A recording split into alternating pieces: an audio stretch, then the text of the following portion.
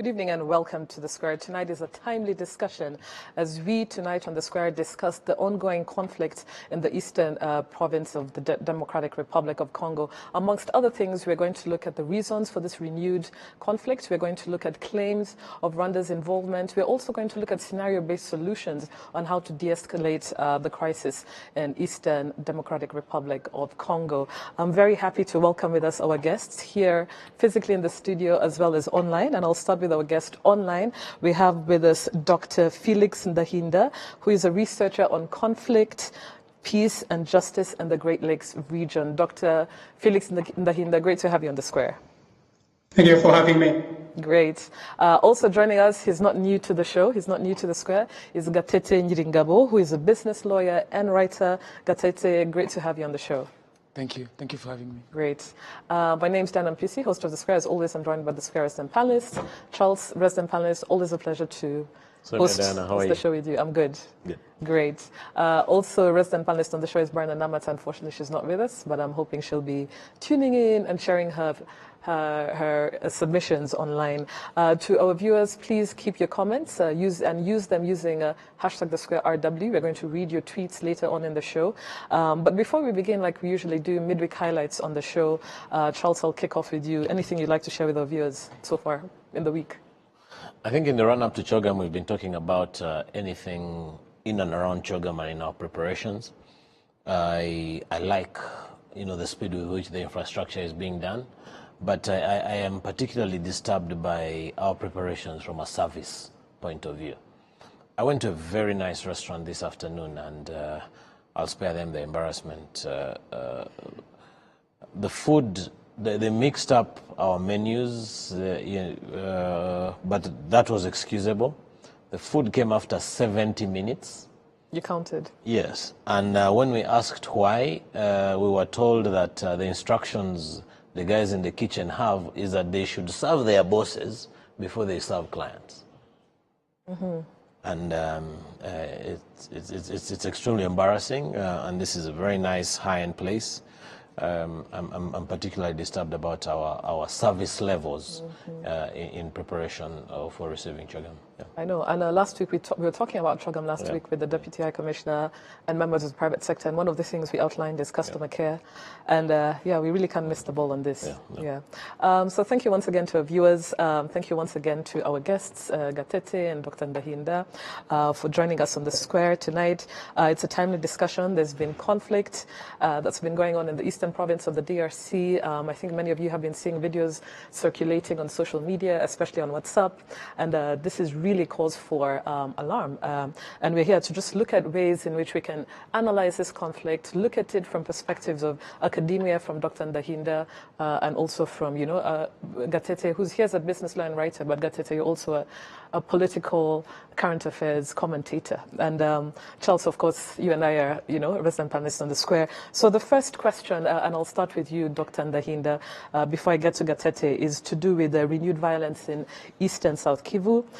It's witnessing an alarming resumption of violence. Local civilians are increasingly caught between armed forces and Congolese ethnic militia.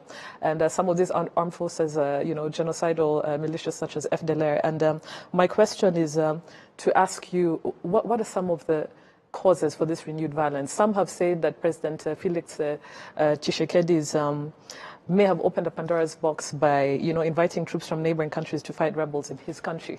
So there's a myriad of reasons, but from your perspective, let's start off with you, Dr. Ndahinda. In the interest of time, succinctly give us a few concrete reasons as to why you think there's renewed violence in this region.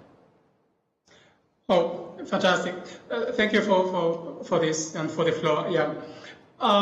Many factors really come into play when analyzing the reasons for renewed violence. And I guess you misspoke when you talked about South Kivu, but rather you wanted to talk about North Kivu, because fighting has been going on in South Kivu for already pretty much the last 4 or 5 years. And renewed violence, rather, at that height has more recently broken out with the M23 and other groups in North Kivu, rather. That's what is more recent, from around more or less November last year. Now, you just spelled out some of the reason. Part of the tension really and the narrative that you had within the Congolese political class, civil society, but also especially diaspora, is the fact that you had indeed opening up by President Tshisekedi for regional forces to enter and deal with their own rebels. Now, there have been reports, never corroborated, about the presence of Rwandan troops before even others in Congo, reports which are often denied. They were then followed by reports from end of last year of Burundian forces also making an incursion in South Kivu, in the whole plateau area. Burundian official National Army, with reports that they might be still on the ground. And then more openly, the recent incursion of the recent agreement with Uganda to send troops to fight ADF. All of those did quite create a climate in Congo which was quite very heated.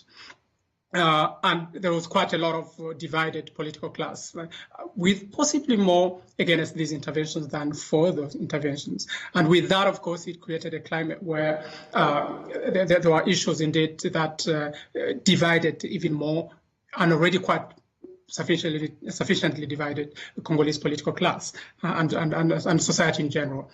And the second, indeed, you already alluded to it already, so your question was already much quite leading enough, was the fact that indeed, against the background of that, with the accession of the DRC to the East African community, and pretty much from kind of more pressures from regional countries than own kind of will, Tshisekedi agreed to talk with the armed group in that part of the country. And it has been said many times on many platforms recently, you have documented more than 100 plus different armed groups. Of course, the number keeps changing, but yeah, which are active in Eastern DRC, both North Kivu, and we are talking about only North Kivu and South Kivu, not even talking about what you have in Ituri and Katanga, former Katanga. So all of the idea was that they should invite groups, the different groups, ideally all groups, to be part of those talks, with the ultimate goal being the disarmament and some kind of brokered solution to what to deal with that, and the security issues that have brought to the emergence of those groups. The way the Congolese government approached it really was not very sufficiently, it didn't show enough political will really to go to walk all the work. So there were talks already of picking and choosing which groups are invited on the table. So there was no comprehensive way of bringing all of those groups together. And with that, of course, you expect other groups also to stoke some more conflict and to play their own game in order to be seen and to be included in the process. Those, including many other things going on, and probably we'll have time to talk also about hate speech and how it plays in fomenting much of that. All of those factors did indeed lead to the current escalation. But more importantly as well, and I will keep probably coming back to that, a ton of unresolved issues already from past, let's say, crises did also contribute to the recent resumption of violence. Thank you very much. We'll definitely want to come back to the issue of hate speech, especially anti-Tutsi rhetoric that's currently happening. But thank you very much for your submission, Dr. Felix. And I would like to go to Gatete. If you could share with us, from your perspective, your analysis, what are some of the reasons of this renewed conflict, as Dr. Ndahinda has outlined? So basically, so the conflict is not renewed. What is renewed is anti-Rwanda rhetoric, but the conflict has been ongoing for over 20 years. So what happens? You have over 120 militias, armed groups in Eastern DRC. But most of these armed groups, you have only a handful of them that actually are from foreign countries. So we have FDLR from Rwanda, we have ADF NALU from Uganda. That's about it. The rest of the rebel movements, armed groups in the DRC, are Congolese movements, including M23. Now, most of these armed groups have no political agenda. They have no political demands. They claim that they have a militia to protect themselves against the attack of other communities. But the only movements that have a political agenda are M23 and FDLR. Now, FDLR political agenda is to continue the genocide against the Tutsi in Rwanda. Their leaders are made of people who were defeated after committing the genocide, fled into DRC, and have been living there for all these years. Now, Congolese will tell you, but they have aged, they have become old. Yes, they have. But the ideology has not, and they continue to lead, and they have recruited, and they have given birth to children, and they have recruited other people. So this is one movement that is a threat to Rwanda. Now you have M23. But who is M23? These are people who speak in Rwanda. They have been living in the territory where they live today since time immemorial. Some say 16th century, 17th century, a long time ago. When Africa was divided, these people who were supposed to be Rwandans, because they have relatives in Rwanda and so on, they saw their ancestral land being allocated to Congo. Now, these people live in that region. It is their ancestral land. They have nowhere else to go. They have no other country. This is their country. But the people from the DRC do not quite accept them because they speak Kinyarwanda. But that is abnormal because everywhere in the world, there are communities across borders who speak the same languages, have the same morals and so on. Everywhere. In Europe, in Africa, everywhere on the planet. Now you have Congolese people, just because they look Rwandan. And by the way, if you don't look Tutsi, it's fine. You could be Rwandan, but you're not Tutsi. You have a much better livelihood than if you look Tutsi. If you are Tutsi and your ancestral land is in Congo, you are unwanted in Congo, which is why you have around 80,000 Tutsi Congolese refugees in Rwanda who have fled persecution from their motherland in the DRC, and they live in refugee camps in Rwanda. Then you have over 100,000 in Uganda who fled the same thing and are now living in a refugee camp in Uganda. Now, this M23 movement is their children who are going to DRC and say, could you please let our refugees go home? They say, yeah, but those people are Rwandans. And these people are saying, no, they speak Kinyarwanda, they may look like Rwandans, but they are Congolese because their ancestral land is in DRC. Now, that's what M23 claims to be fighting for. But why are they attacking now? It's because 10 years ago, while they were fighting, there was a force intervention brigade that was deployed, made of Tanzania, South Africa, and Malawi, that was deployed in the DRC and swiftly defeated them. They retreated to Uganda and Rwanda. The political wing of the movement came into Rwanda. The military wing of the movement, called Makenga and so on, went into Uganda. Now, Congolese will tell you that these people attacked them from Rwanda. They have not. The political movement has not budged. They are still in Rwanda. The military movement that was in Uganda is the one that is attacking from Bunagana, which is the border with Uganda.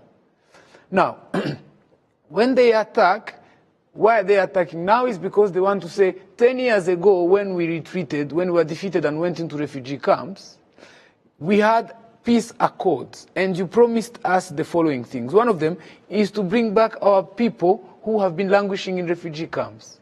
You have not done that.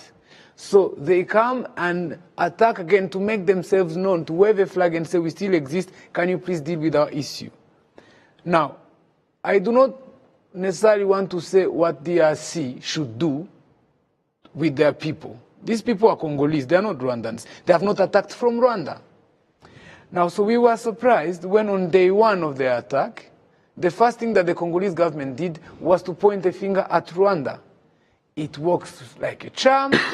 Every politician, every opportunist, every populist in the DRC, when you point a finger at Rwanda, at Kagame, at the Rwandan army, everyone listens to you. So they pointed the finger at Rwanda to avoid responsibility and accountability for not implementing their commitment that they agreed in the International Conference of the Great Lakes region, that they will be repatriating hundreds of thousands of Congolese Rwandophones who are in refugee camps in Rwanda and Uganda and all over the world. They committed to repatriate them. They haven't done that in 10 years. So instead of dealing with that, which is their duty and responsibility and their commitment, they decide to say Rwanda is attacking us. Now, the UN, MONUSCO in the DRC, has said today that they have no evidence, none at all, that Rwanda is supporting M23. But of course, if MONUSCO does that, you will see that the next thing, you have a thread of Congolese people attacking MONUSCO. You have an MP in Kinshasa saying, these people, there was an accord. Immediately you have a thread. The only thing that works in Congo is Rwanda is attacking us, let's annex Rwanda, let's attack Rwanda. And again, I will leave it at that for now, and then I would like later to speak about the rise of the anti-Tutsi rhetoric in Congo, but also the fears of Rwanda as a country and as a government. I know. Reading up on this issue, some of these issues are existential threats to Rwanda. So how we are going to navigate and move is very important to understand. Charles, yes, I'd like to hear your thoughts. Yes. Sometimes you can feel that these things are overrated amongst the communities, but the last 2-3 days have been different. Over the last 4-5 days, I've spent some time working along the borders of Rwanda and Congo. So Rusizi, Goma, and all the towns along Lake Kivu. Now, it was movement as usual until this morning. We had people moving with their goods and whatever. I did cross I was at the borders on Saturday and Sunday and Monday. And it felt like business as usual, even though there was a little bit of tension. So it was very easy to assume that the media is totally wrong in some of these things. And some my colleagues I was with, even some from Europe, were like, don't believe the media. They took selfies at the border and sent them to Europe and said, it's all crap, don't believe the hype. Fast forward, things escalated in the last 24 hours. But then it's important, Diana, to put things in context and say, why is there renewed escalation? It's, in effect, it shouldn't be by surprise, because Congo and Tshisekedi are going through a very big crisis. There's an election coming up for Tshisekedi, and he has done nothing for his people, apart from for himself, where he recently acquired a 3-wheeler car and has been driving around posing in it. I think that's a very huge achievement on his part individually. So it's election time, and election means accountability time. So what options does he have if he's going to be the next president, or if he's going to continue being the president of Rwanda? The choice is very simple. It's turn to the punching bag, Rwanda. Now, it is not too difficult to accuse Rwanda, especially if there are people around you who are ready to drum that song. And in my opinion, I think enough is enough. It's difficult to call, to draw curtains on said stop accusing us anymore, because there is another existential threat, which is what Gatete was referring to. There is another existential threat of people being wiped out. If it was only an issue of political survival, then we can comfortably say that is your business, go ahead and deal with it. But if there are a people who stand a huge threat of being wiped out, that's a totally different story. I know. As we speak along, as the show costs along, we'll talk about how the situation is managed. But I think the politics that Congo is going through are a lot bigger than how the situation is being managed at the moment. Yes. Absolutely. We're definitely going to go to the next part of the conversation, looking at, M23 allegations in Rwanda and that sort of thing. But before we do, I just want to go back to Dr. Ndahinda. Just briefly, if you want to weigh in on what Charles and Gatete have shared. Just a few words, maybe. Yeah. I mean, every time when analyzing the crisis in Congo, it's always important to keep in mind the different layers of the crisis and the different factors. So sometimes people stick on certain given dimensions and we forget to put them within the broader frame of how fundamental the crisis is within the country. So as already Gatete alluded to, you have quite many armed groups in the DRC. The great majority of them are local Congolese armed groups. The majority from non-Kinyarwanda speaking communities, a few from those communities, including M23, but also only a few from, at least in the two Kivus, only a few from the neighboring countries. He mentioned already FDLR and related groups from Rwanda, the splinters, and ADF. But in the South Kivu, you have Red Tabara, of course, from Burundi, which the government is reportedly fighting on Congolese soil as well. So that's very important. And that brings in, so most of the time when you're dealing with those issues, we need to look at both that regional dimension when we are dealing with armed groups from abroad, but also the internal dimension, talking about the local domestic armed groups and why they are fighting, whom are they fighting, for what causes, if any, and what are the backgrounds to that. And there I will possibly, if you have time, be more talking about very local issues that have brought about that, the long history of local issues that go far beyond this timeline of blaming Rwanda space, if you will. And those will be more around local issues. So it's very important to keep in mind the local dimensions of the conflict, the national, which also will have to do with state institution power and governance, more generally speaking, and of course the regional security and peace and trade and all of the rest issues. And of course, there are quite many international dimensions of the conflict as well when talking about both, again, trade, minerals, and but also peacekeeping and peace building, or failures thereof. And I'd be happy again to bounce on a number of those as we go along. Dr. Ndahinda, I think this show, it needs a 3-part series at the very least. It's really difficult to pack everything like we're trying to do in a 1 hour, actually slightly less than 1 hour conversation, looking at the reasons, looking at it from a historical perspective, as Dr. Ndahinda has said, looking at it from an economic perspective, a political perspective, and so on and so forth. But thank you very much for, just outlining all those multi-layered reasons as to this conflict. I want us to go to the next part of the conversation. Again, succinctly as possible, if we could put our thoughts together, because we're trying to pack as much as possible into this conversation.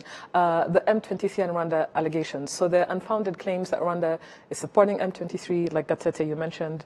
Rwanda has categorically stated that this is an internal Congolese problem. It has no links whatsoever to M23 and has no intention of being drawn into a matter that is internal.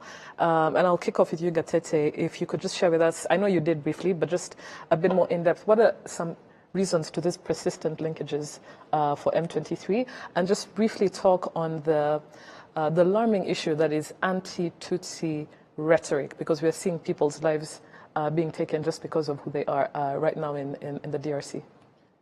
So the DRC accused Rwanda of supporting M23 on day one. When M23 has been in Congolese forest for the last 5 years. They have not just attacked, but they have been in a place smack in between Rwanda, Uganda, and DRC. They've been on the DRC territory, on Chanzu and Runyoni, its mountains, for over 5 years now, preparing for this moment to happen. DRC knew this. They knew what they want. Had they implemented their request, they would have possibly not attacked. But anyway, Rwanda is denying categorically that they are not supporting M23.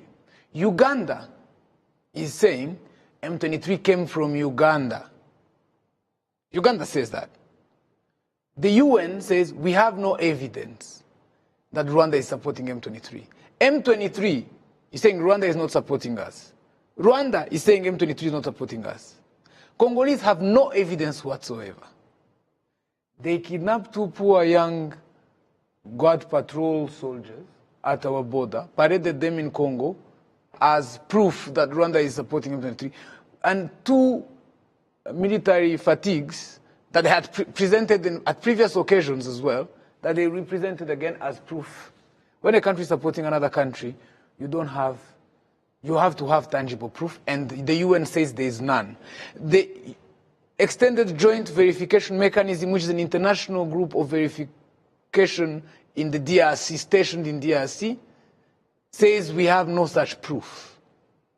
But DRC, someone from Kinshasa, is saying Rwanda is supporting him. So it's baseless, there's no evidence, nobody has established this. Now, the dangers with that is because by saying that, they are saying M23 are Tutsi, Rwanda is supporting them because they are Tutsi, so they are Tutsi in Congo, therefore in Congo we have to hunt down Tutsi. Today was a terrible day. We saw all sorts of videos. You know, all the elements, because as Rwandans we have the genocide against the Tutsi at the back of our mind. We know how it's prepared. We know how it's organized, and we know how it happens. Dehumanization, scapegoating, calling them names, preparations, groups that are crazy, that have become as militias. We even have songs now. Today people were sending me songs that are saying all the Tutsi, all the... By the way, people have to understand, when you say Rwanda or Banyarwanda, even in Uganda, when they say they're stigmatizing Rwandans, it's not Rwandans, it's Tutsi in particular, it's code for that. So all the elements of a genocide are falling into place. Now, Rwanda itself, remember, we have the responsibility to, we have what they call Kigali principles on the protection of civilians. And we are the custodians of the responsibility to protect, which is an international norm that was created after the genocide against the Tutsi and former Yugoslavia to say what happened today must not happen. Countries must not sit by and watch as this is unfolding. Every day, people were reading names of Tutsis and giving addresses of where they live in Kinshasa. That is dangerous. Someone was filmed being brutalized because a lieutenant colonel of the army was being brutalized because he looked Tutsi. It turns out he's not. So this is how, today was a terrible day.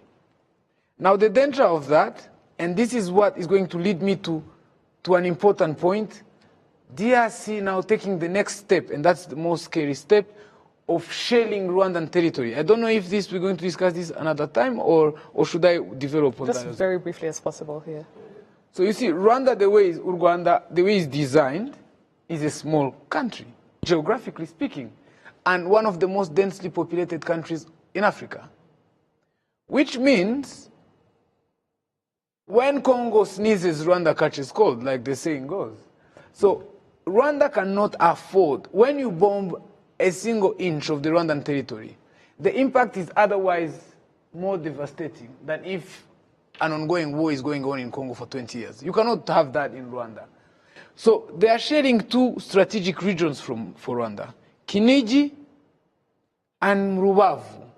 Now Kinigi is home to mountain gorillas, an endangered species that that is part of our tourism industry. It's 30% of our GDP, of our budget. That we have very expensive hotels, international hotels owned by multinationals and so on. We have tourist VIPs that go there.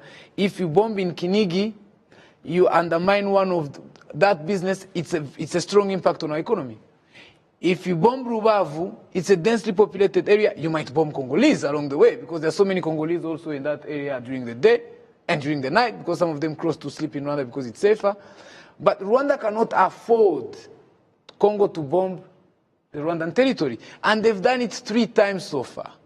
And the joint verification mechanism and international body has established with reports. Unfortunately, these reports are confidential. We should start asking for them to make them public.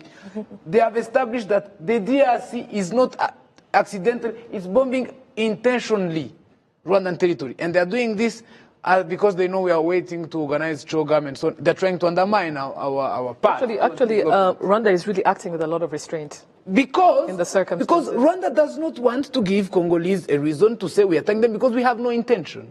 We have no intention of attacking them. We have not attacked them. M23 is coming from Uganda. Ugandans have confirmed this. But they're acting in provocation, so that should we attack them, they can prove now their self-fulfilling prophecy that, look, we said Rwanda is attacking us, now it's attacking us. Rwanda is acting with restraint. But the problem, the catch-22 here, the conundrum is, if we restrain and they bomb Rubavu and they kill people, if we restrain, they bomb Kinigi and they kill people, they kill our installation and strategic investments. If you attack them, the international community is going to say Rwanda is invading a foreign country. So we are in a situation where we have these perpetual neighbors that we are never going to separate from, with whom we don't know how to deal with them, because we cannot attack them out of self-preservation. Or provocation as well. Self-preservation. It's not even, provocation is fine. I mean, they can abuse us on Twitter and whatever. But this is a matter of national survival. I mean, if you bomb Rubavu, I'm not going to give them ideas of what to do, but if you bomb the Rwandan territory, we lack the strategic depth as a small country with investments across the country. We lack the strategic depth to allow people to bomb. There's a Chinese saying that says we must not allow other people to snore next to our beds. So we are threatened, we are traumatized by the fact that if they bomb Rwanda, the impact will be different. I mean, war has been going in Goma and Eastern DRC for almost 20 years. Life in Kinshasa goes on. Life in Goma goes on. Life in Lubumbashi goes on. The problem, the reason the political class of the DRC is reluctant to solve the issue is because what's happening in Eastern DRC is inconsequential to their daily life, is inconsequential to their politics, to everything. That's not the case with us. This is affecting us directly. One bomb in Rubavu has a direct impact on everything in Rwanda. It has a multiplier effect. Yeah. Charles, I'd like to hear from you before we go to Dr. Ndahinda. I think the question is whether Rwanda is being, why Rwanda is being consistently associated with M23. I'll probably be a bit more blunt and say, if Rwanda is being associated with M23, so be it. Because, to Gatete's point, there are good reasons why Rwanda should be associated with people who do not want to be wiped out and who should not be wiped out. That is the first thing. But then, I think Gatete raises a very pertinent point about the survival and the importance of the Congolese border towards the Rwandan economy and the Rwandan people in general. Rwanda has every interest in ensuring that Congo, especially the areas that are as close to our border as possible, are very secure. Because our economy, our traders, our factories, our people survive so much on the trade that happens across the border. We are very deeply invested in that space from both a strategic and an economic perspective. So therefore it is in our best interest to ensure that that area is very, very stable. You will see even initiatives like Trademark East Africa come up and create a one-stop border post and launch their operations from the Rwandan side, but ensure that by extension the one-stop border post is benefiting the Congolese as well.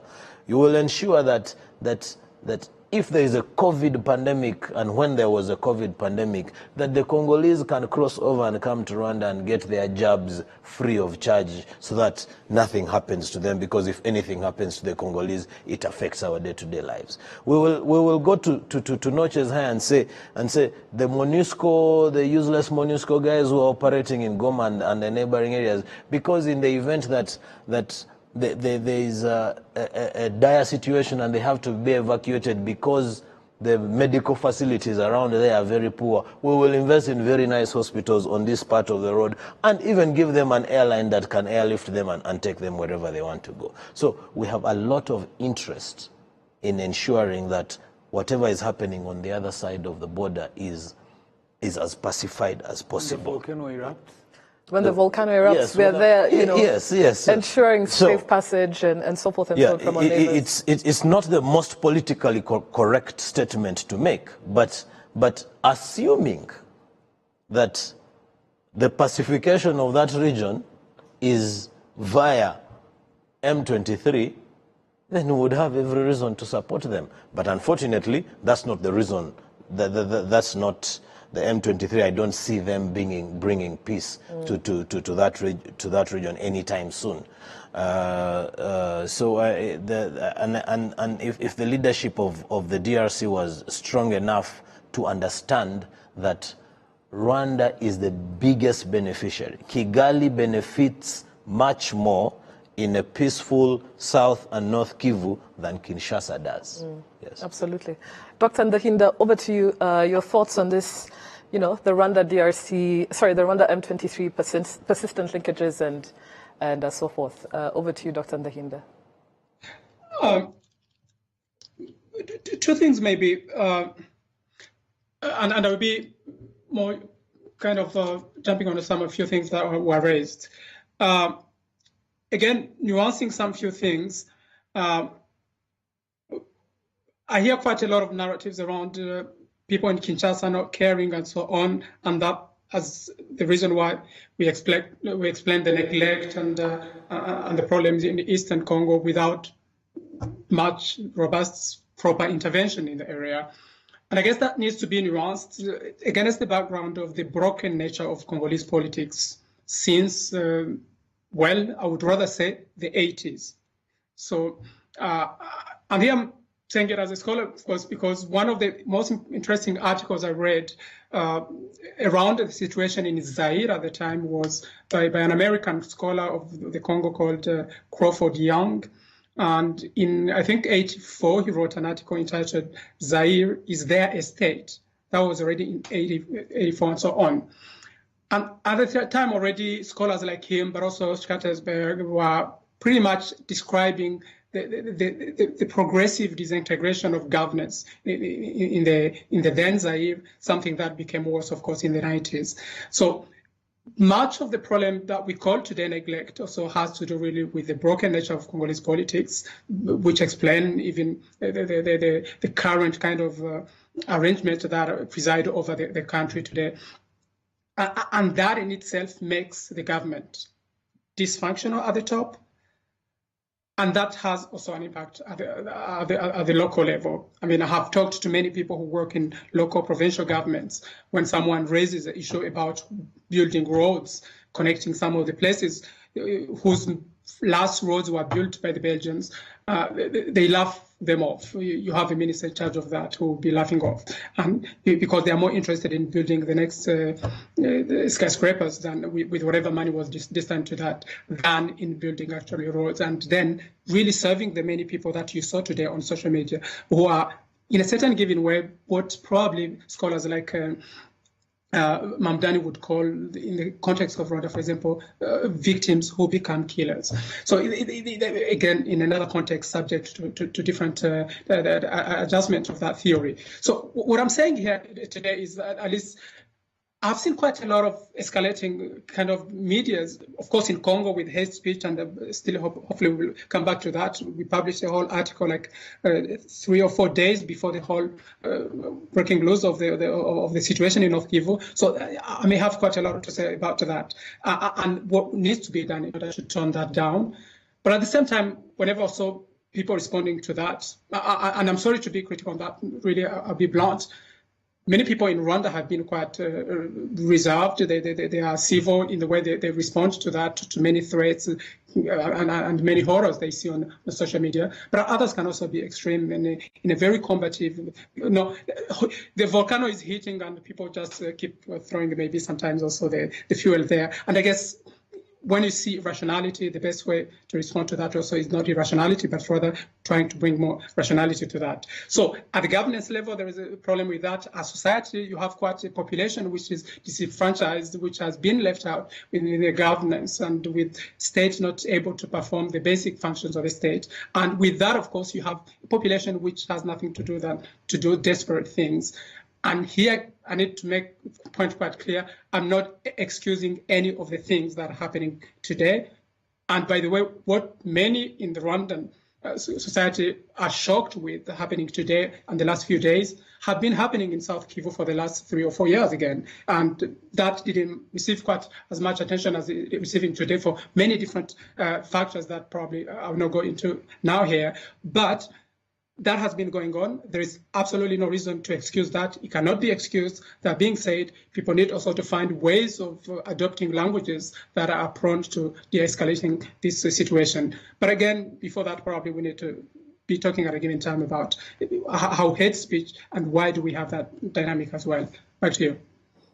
Thank you very much, Dr. Ndahinda. We have 15 minutes left, and I just want us to touch upon, there's no silver bullet in terms of solutions onto this crisis. There are no direct scenarios we can talk about and say, actually, this is what should happen. But I want us to just, chew a bit on that and give some potential ideas on de-escalation. So, it's not clear how, the rise in tensions in DRC, the impact it will have on the peace processes that have been, initiated by regional leaders in the past few months. I think we all know what I'm referring to here. Rwanda and DRC, President Kagame and Tshisekedi, Uganda and Rwanda, Rwanda and Burundi. There have been peace processes that have been initiated, as recently as beginning of this year. So my question, and I'll start with you, Gatete, is from your perspective, if you could share some, just 2 or 3 key examples on crucial steps that can be followed on de-escalating this. Whether it's the Congolese government taking more accountability and responsibility on some of the internal issues, whether it's Rwanda's response to some of these provocations that we've been seeing. So a few concrete steps on de-escalating some of these issues that we're witnessing at the moment in Eastern DRC, as well as the North. Unfortunately, by accusing Rwanda on day one, they have disqualified Rwanda from being part of the solution.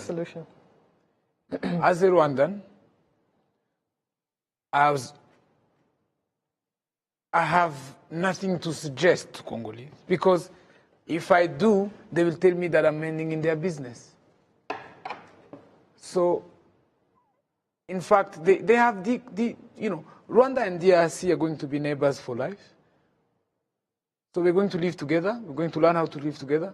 But also, they have shut the door on us, because by accusing us falsely, and the population wants the accusation of Rwanda.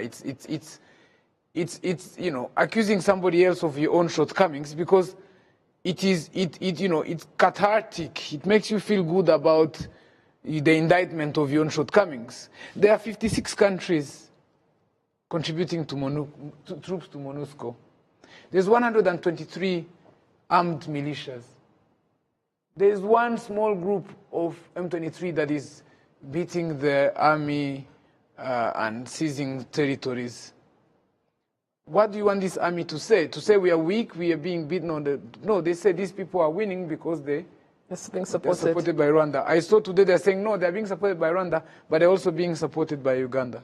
But DRC is being supported by 56 countries contributing to the MONUSCO, plus Tanzania and Malawi and South Africa. Tanzania, Malawi, and South Africa went to DRC because they wanted to root out all armed militias.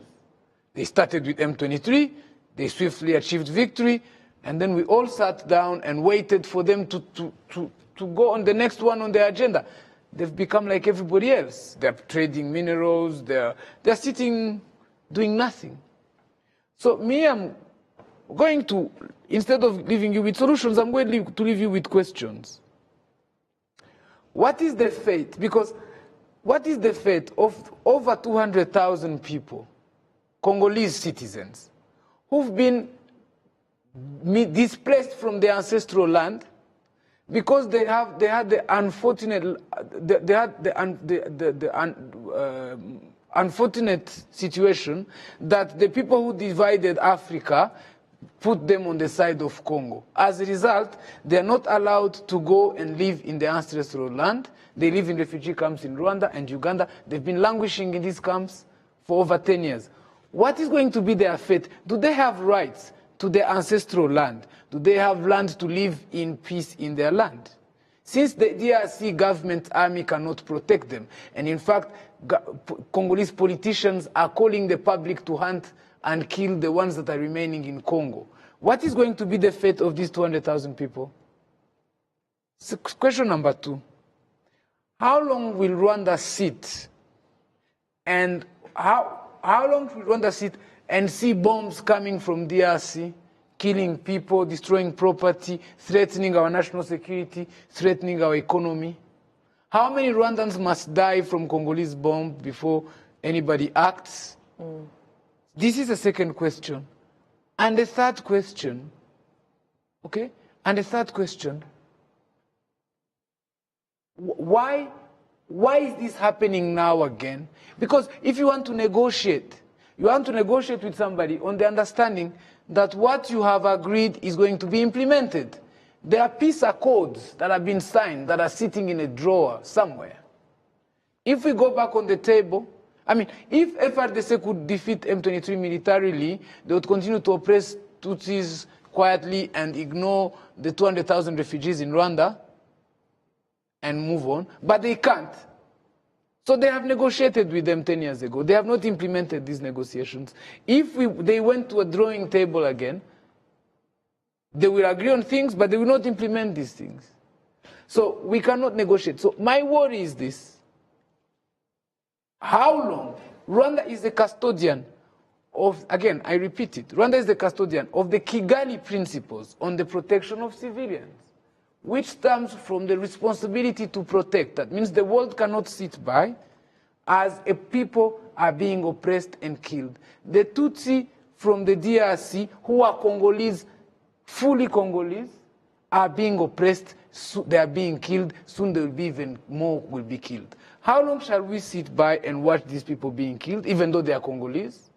Rwanda is the country that deploys its army to go and defend people in Mozambique, in Central African Republic, in South Sudan, in Haiti, in Cote d'Ivoire. Can we sit 150 kilometers from our border and watch people being killed and lynched?